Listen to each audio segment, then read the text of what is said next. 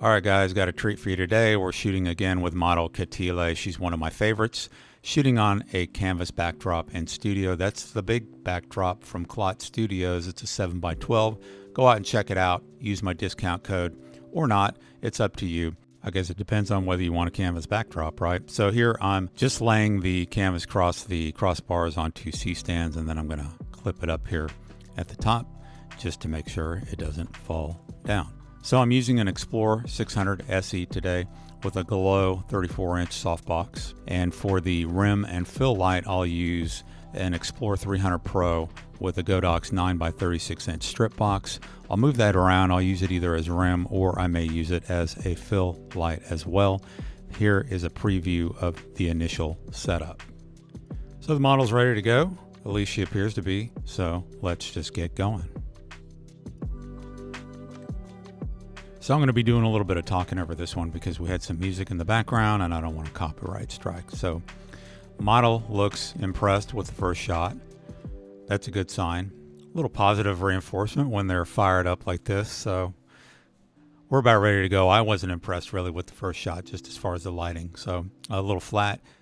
She's a little close to the backdrop. I'll probably bring her off the backdrop a little bit just to get a little separation.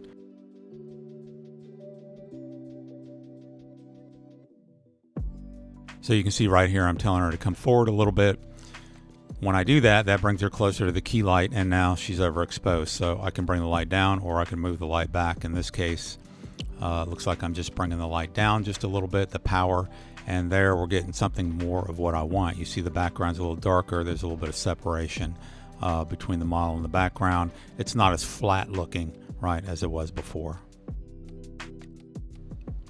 So you can see I brought the rim light out front and to the left side there just to provide fill. So it's no longer a rim light, it's more of a fill light on the left side.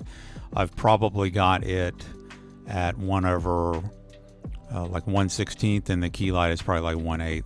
So you can see on the left side there, no fill. On the right side, there's a little bit of fill. So I'm still getting plenty of contour, right?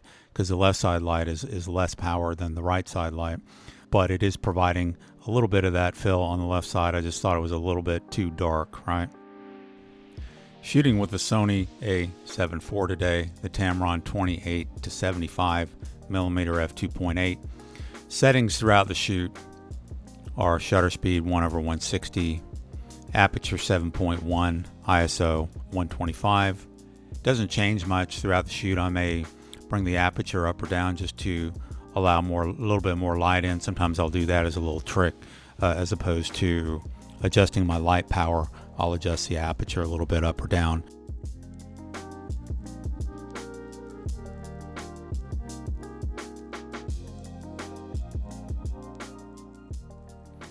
So this is a near straight out of the camera. I have a preset, an import preset that I use that automatically bumps the highlights, shadows, gives some vibrancy.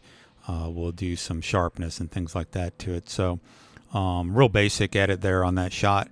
Here I came in a little closer to get some headshots.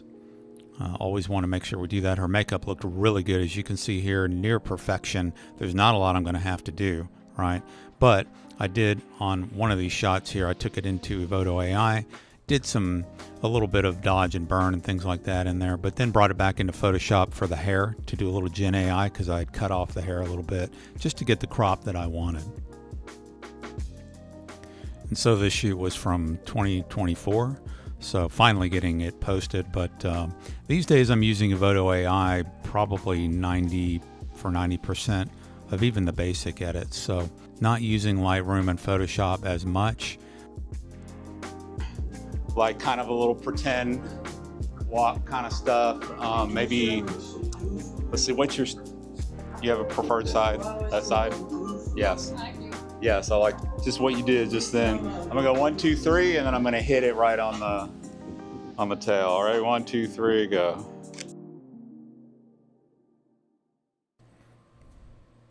All right, so we'll switch up the lighting a little bit. Always remember, when the model is doing lower poses or poses on the ground, don't forget to adjust your lighting to bring it down to compensate for that, right? So you can see I've brought the key light and the fill light. Both of them are down to make sure that the lighting is not lighting her over the head, basically.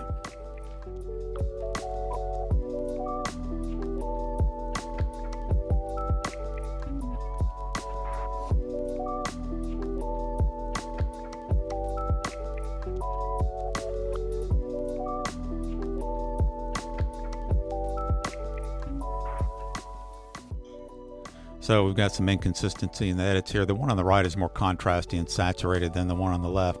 Let me know what you like better. I think I like the saturation but less contrast, so maybe a happy medium in between. So you can see here we switched up the lighting again. We've got sort of side lighting on both sides, and we get a really nice effect there. Let me know what you think about this lighting configuration. Here's another one.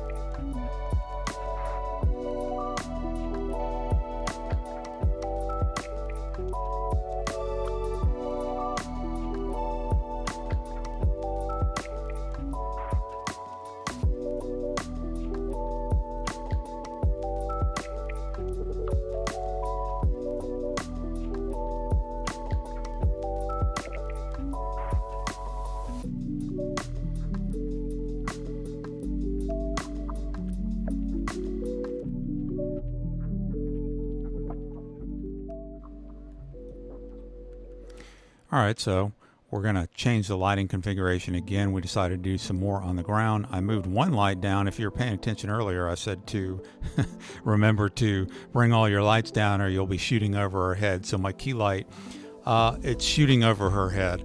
Okay, but there's no grid on it, so we're getting enough spill that we're getting, you know, the light is spreading out enough that we're getting plenty of light to illuminate her. I should have brought it down a little bit though, but you know, the shot still came out pretty good.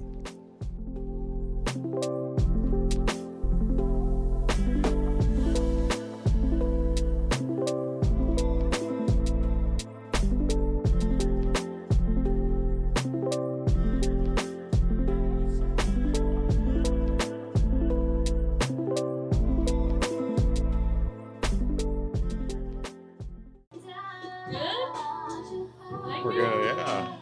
I think they're awesome. What do you think? Love it. All right. Definitely gonna be some of my faves.